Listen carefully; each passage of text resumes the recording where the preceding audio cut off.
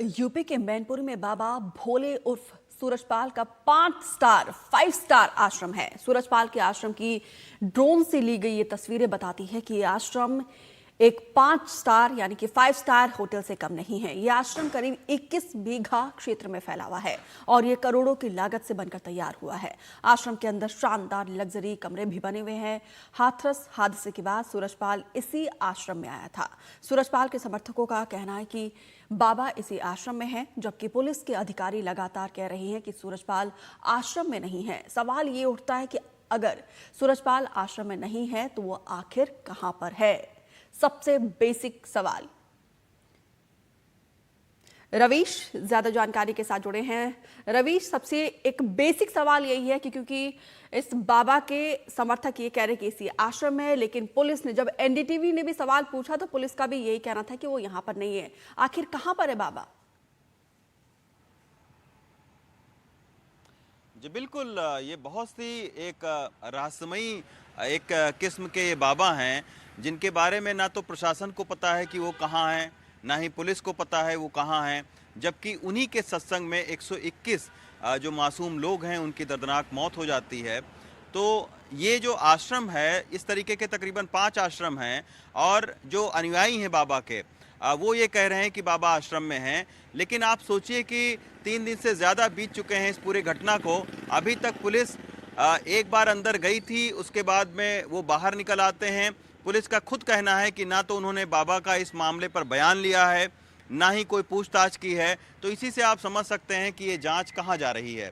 अभी संचालकों को पकड़ा गया है, सेवादारों को पकड़ा गया है, लेकिन जिन सेवादारों को बाबा ने ही चुना था वहां सेवा करने के लिए और बाबा ने ही अपने सत्संग का इंचार्ज उनको बनाया था, उन बाबा का अभी तक कोई अता पता नहीं है। और ना ही पुलिस और प्रशासन की दिलचस्पी ये जानने में है कि बाबा हैं कहाँ पर, ये भी जानने में नहीं है कि उनका जो बयान लिया जाए। तो इसी से आप समझ सकते हैं कि बाबा को कहीं ना कहीं एक राजनीतिक संरक्षण मिला हुआ है। बाबा के पहुंच और रसूख का अंदाजा इसी से लगाया जा सकता है कि 4 थानों की जो पुलिस फोर्स है वो आश्रम के बाहर खड़ी हुई है, लेकिन अंदर जाने की हिम्मत नहीं जुटा पाती है। एसपी सिटी एक दिन रात को अंदर जाते हैं और जब बाहर निकलते हैं तो वो कहते हैं कि सुरक्षा का जायजा लेने वो अंदर गए थे। आखिर क्या पुलिस का अब यही काम रह गया है कि एक बाबा जिसके सत्संग में 121 लोग मारे गए उसको सुरक्षित रखा जाए? तो जब पुलिस का ये काम है कि आखिर बाबा को सुरक्षा कैसे प्रदान की जाए, तब आप समझ सकते हैं कि इसमें क्या कार्रवाई होगी। और यही वजह है कि लगातार जो बाबा के समर्थक हैं और जिन्होंने अपनों को खोया है, उनके अंदर बहुत ज़्यादा गुस्सा इस बात को लेकर है कि जिन संचालकों के ऊपर में कार्रवाई हो रही है, जिनकी गिरफ्तारी हो रही है, वो सब एक समय बाबा के ही बहुत ही करीबी थे।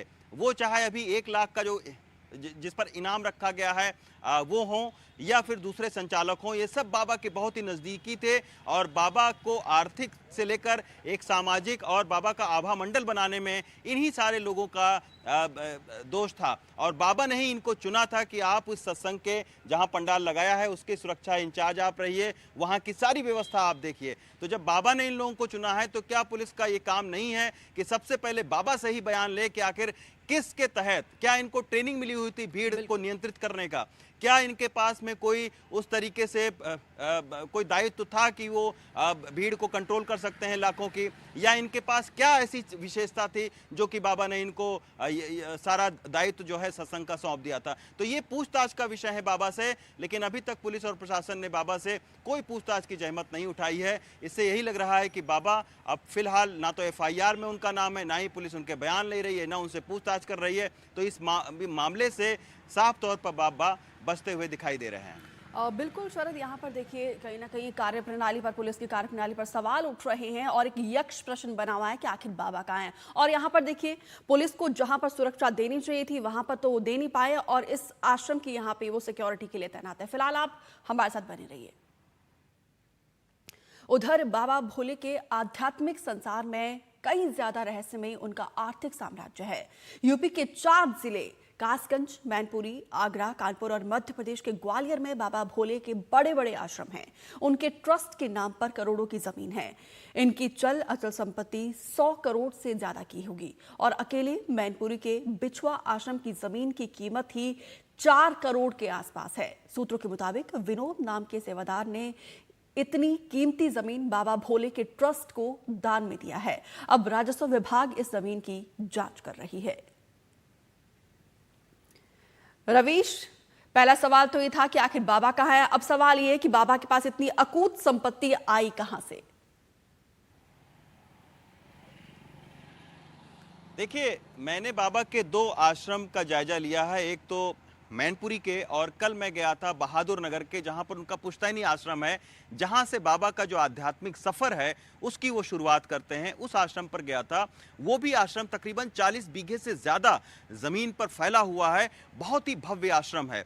और वहां पर एक ऐसी बिल्डिंग है जहां पर पिछले 12 साल से ताले लगे हुए हैं, लेकिन उसके बाहर 4 गार्ड हमेशा सुरक्षा देते रहते हैं। तो इसी से आप समझ सकते हैं कि, और वहां पर दिलचस्प बात यह है कि एक बोर्ड बाकायदा लगा हुआ है और ये कहा गया है कि वो चंदा या धनराशि नहीं लेते हैं। लेकिन उसके बावजूद जब चंदा और धनराशि आप नहीं लेते हैं तो हर एक जगह दीवार पर जो है वो चंदा देने वालों के नाम छपे हुए हैं। किसी का नाम ये लिखा हुआ है कि इन्होंने 100 बोरी सीमेंट दी। 2007 का एक शिलापट वहां लगा हुआ है कि 100 बोरी सीमेंट इस शख्स ने दी थी। इसी तरीके से हाईकोर्ट के अधिवक्ता से लेकर पुलिस अधीक्षक तक के जो नाम हैं वो ट्रस्टियों के लिस्ट में हैं। यानी ये जो ट्रस्टी हैं इनके माध्यम से जो बाबा हैं वो इन सारी संपत्तियों को उन्होंने अर्जित किया। ये भी सूत्रों के हवाले से पता लग रहा है कि बाबा के पास जो लग्जरी गाड़ियां हैं वो भी इन्हीं ट्रस्टियों के नाम से हैं। और सारा जो पैसा है, आप देखिए कि मैनपुरी का जो आश्रम है 4 करोड़ का, वो भी एक जो बाबा के सेवादार हैं उनके नाम से है और उन्होंने ट्रस्ट को दान दिया था। तो ऐसी तरीके से संपत्तियां बनाई गई। ये भी एक जांच का विषय है कि कहां से बाबा ने पिछले 15 साल में 100 करोड़ से ज्यादा जो संपत्ति है उसको अर्जित किया। कल मैं बहादुर नगर के जिस गांव में गया था वहां पर जो ये सूरजपाल है उसका वहां पर बचपन बीता है। बहुत ही जो है वो निम्न मध्यम वर्गीय परिवार से आते हैं। उनके जो पिता हैं वो किसान थे, 3 भाई थे, वो सबसे बड़े भाई थे। और उनका कल मैंने घर देखा, बहुत ही निहायत एक संकरी गली में वो घर था और वहां से उठकर जो है उन्होंने सरकारी नौकरी उनको मिली थी, कांस्टेबल बने थे। और इसके बाद में 1999 में जब कांस्टेबल का पद छोड़ा, उसके बाद से 20 सालों में बाबा ने आध्यात्मिक ताकत तो अर्जित ही की अपने एजेंट और दुनिया भर के पाखंड के जरिए, लेकिन एक आर्थिक जो है ताकत, एक वैभव उन्होंने जो है वो बनाया। और ये वैभव और जो आर्थिक संसार अपना बनाया वो इन्हीं सेवादारों के बदले। जिन सेवादारों को आज पुलिस खोज रही है उन्हीं सेवादारों के जरिए जो है वो करोड़ों रुपए की जो प्रॉपर्टी है, जो पैसा है, उसको बाबा ने अर्जित किया। अब इसको भी जांच का विषय है कि आखिर इतना पैसा देने वाले आखिर कौन से लोग भक्त हैं। क्या ब्लैक मनी को वाइट किया जा रहा था?